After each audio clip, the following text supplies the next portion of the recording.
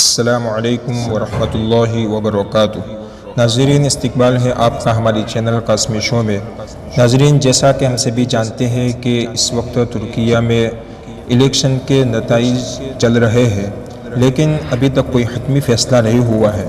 ترکیہ کے صدر رجب طیب اردوغان نے کہا ہے کہ وہ 50% ووٹ نہ ملنے کی صورت میں قوم کے فیصلے کا احترام کریں گے اور دوسرے مرحلے کے لیے میدان میں اترنے کو تیار ہوں گے۔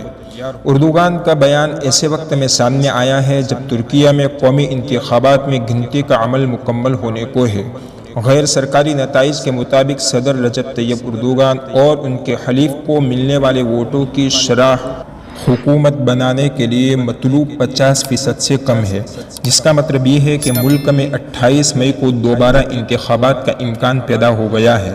انقرہ میں جہاں رجب طیب اردوغان گزشتہ 20 برسوں میں انتخابات جیتنے کے بعد فاتحانہ تقاریر کرتے آئے ہیں، اپنے حامیوں سے خطاب کرتے ہوئے ترکیہ کے صدر نے کہا کہ غیر سرکاری نتائج ابھی تک واضح نہیں ہے، لیکن ان کے بقول وہ واضح برتری حاصل کیے ہوئے ہیں۔ اگر ہماری قوم نے دوسرے مرحلے میں جانے کا فیصلہ کیا ہے تو اس فیصلے کا بھی ہم خیر مقدم کریں گے۔ ترکیہ کے سرکاری خبر رساں ادارے انادولو کے مطابق 95% بیلٹ باکسز کی گنتی مکمل ہو چکی ہے اور صدر طیب اردوغان کو ملنے والے ووٹوں کی شرح 49.6% ہے، جبکہ ان کے حلیف کمال کلچدار کو 44.7% ووٹ حاصل ہوئے ہیں۔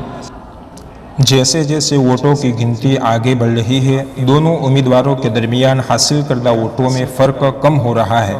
واضح رہے کہ اگر کوئی بھی امیدوار 50% ووٹ حاصل نہیں کر پاتا تو دونوں رہنماؤں کے درمیان ایک مرتبہ پھر 2 ہفتوں کے درمیان انتخابی معرکہ آرا ہوگا۔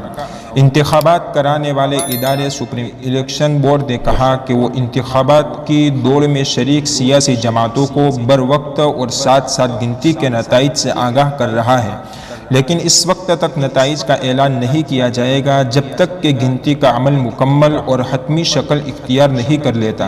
قابل ذکر ہے کہ اس برس ترکیہ میں عثمانی خلافت کے خاتمے اور جمہوری ملک بننے کو 1 صدی مکمل ہو رہی ہے۔